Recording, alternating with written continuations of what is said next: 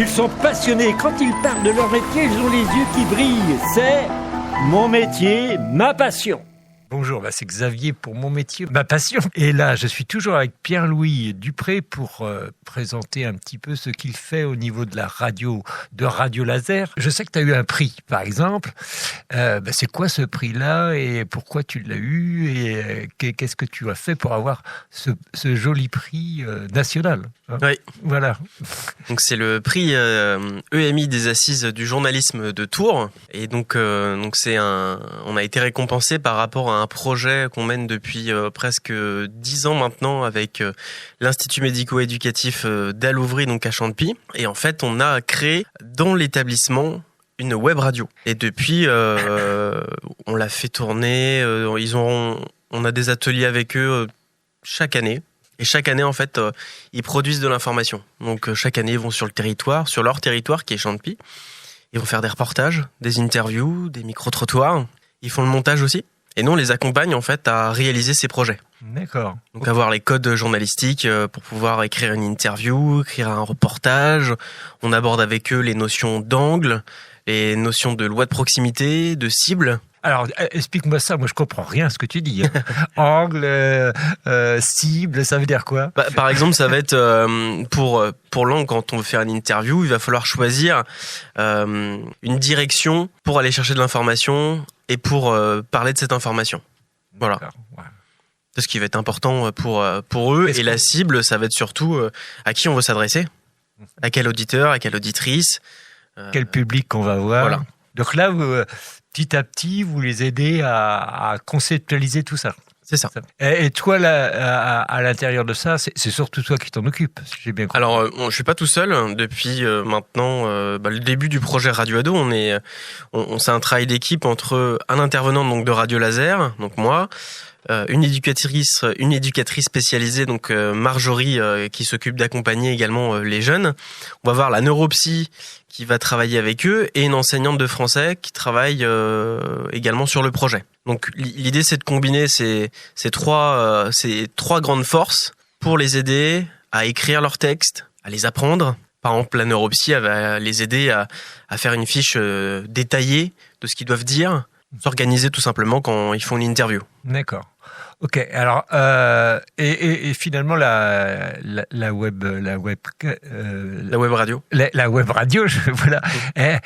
Ils font une émission toutes les semaines. Non, c'est très variable, quoi, sans doute, non? Alors eux, à l'intérieur de l'Institut médico-éducatif, ils ont un studio. Donc ils s'entraînent sur le studio. Nous, quand on vient et qu'on organise des rendez-vous, on essaye toujours de pouvoir enregistrer quelque chose, donc que ça soit une émission, un podcast. Et l'idée, c'est qu'ils sont en totale autonomie, c'est-à-dire que c'est eux qui produisent leur podcast et qui l'intègrent sur le site de Radio Laser. Ah d'accord, super. D'accord. Et donc c'est diffusé sur Radio Laser après. C'est ça. Bien entendu. Et en ce moment, ils font ce qu'on appelle des séries de podcasts avec des thèmes assez spécifiques. Ils ont traité avec la Ligue de l'enseignement le sujet de la laïcité. Donc ils ont fait 7 épisodes en tout de podcasts. Donc ils sont, je crois, en train de les finaliser parce qu'il en reste 2-3 encore à monter. À côté de ça, on a un projet aussi avec la fondation Groupe EDF. On va sur le territoire découvrir un peu comment Enedis fonctionne. Donc on a fait un reportage sur Enedis qui va bientôt sortir également sur Radio Laser pour tout simplement comprendre comment l'électricité arrive, par exemple à Radio Laser, pour faire fonctionner les studios. Il y a besoin un petit peu. Voilà, ou dans les habitations, dans les entreprises. Et ce qui est intéressant avec ce projet, c'est que, comme je disais tout à l'heure, comme je disais dans le premier épisode, c'est qu'on fait un mix. C'est-à-dire qu'ils font de la radio, mais en même temps, il y a de l'éducation aux médias et à l'information. Donc là-dessus, on va travailler avec eux sur de l'analyse d'images, l'analyse sonore, la lecture d'articles. Moi, dans mes ateliers d'éducation aux médias, je traite tout type de médias. Donc on va travailler sur les chaînes télé. La télé. C'est ça, la radio, la presse. Les réseaux sociaux. Et les réseaux sociaux. Surtout que c'est un public d'adolescents, donc les réseaux sociaux, ça leur parle. C'est important pour eux. Voilà, c'est important. Donc c'est aussi important pour nous, en tant que radio, de leur montrer que sur les réseaux sociaux, il y a des contenus qui sont intéressants. Mais des fois, il y a des contenus qui sont pas du tout intéressants et donc il faudra apprendre à faire la différence entre ce qui va être utile et pas vraiment utile. Il y a une initiation là, aux fake news, par exemple. C'est ça. Voilà. Et puis, avec l'arrivée de l'IA, est-ce que ça vous fait changer aussi des choses, vous, par rapport à la notion de fake news ou d'information tronquée? Complètement. Là, c'est bien que tu poses cette question, parce qu'ils ont fait un atelier sur l'IA avec nous. Et on leur montrait donc des photos générées donc par l'IA et des photos plus officielles par un vrai photographe. Et l'idée, c'est qu'ils devaient en fait juste avec leurs yeux nous dire si oui ou non c'était une vraie photo. Et donc essayer de décrypter le pourquoi.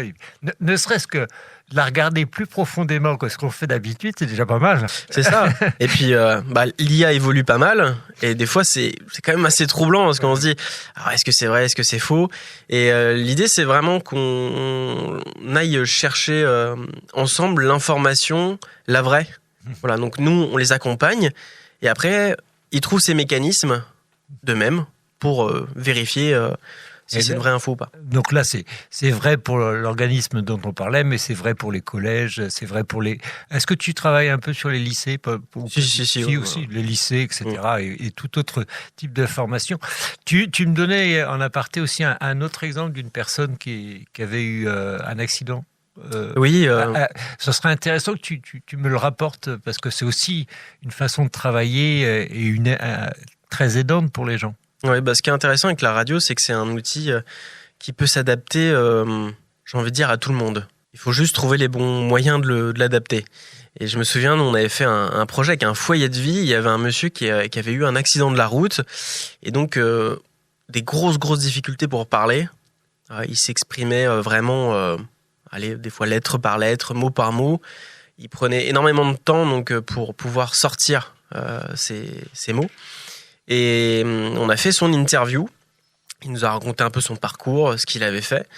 Et ce qui s'est passé, c'est qu'aujourd'hui, on a des logiciels qui nous permettent de pouvoir monter plus facilement les sons. Et donc, on a coupé à chaque fois les moments où il ne parlait pas. Et on a rassemblé tous les mots pour que ça fasse ses phrases. Et quand on l'a fait réécouter, il avait un peu la larme à l'œil en se disant « c'est ma voix ». Et ça faisait des années qu'il ne l'avait pas entenue depuis l'accident. Aussi fluide. C'est ça.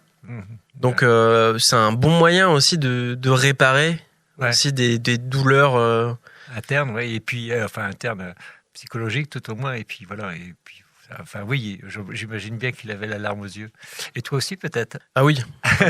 Moi, rien que le montage était quand même assez conséquent. J'avais dû passer, je pense, 2 bonnes heures vraiment pour tout récupérer, tout réécouter. Mais c'était important. C'était important de le faire pour lui.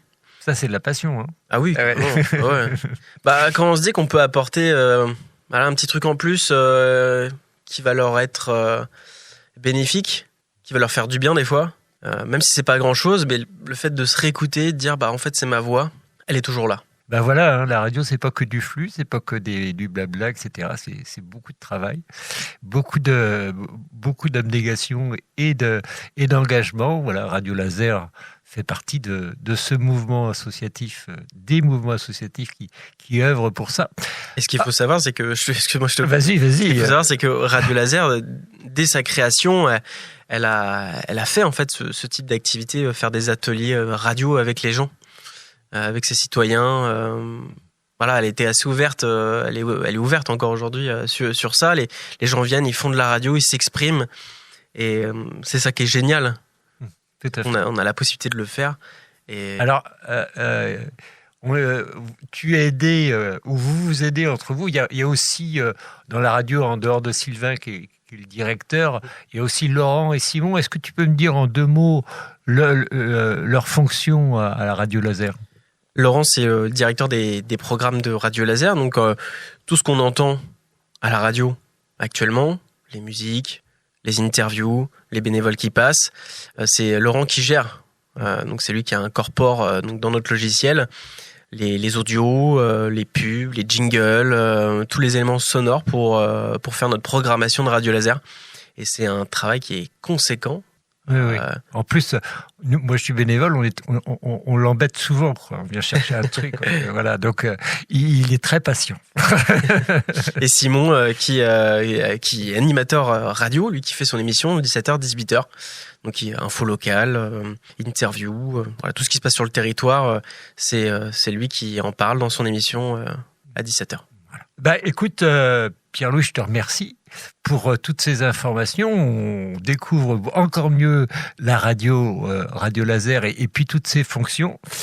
Et puis je vous dis à la semaine prochaine pour une nouvelle aventure, un nouveau métier, une nouvelle passion. Je ne sais même pas quelle sera la prochaine. On le découvrira ensemble. Merci beaucoup, au revoir.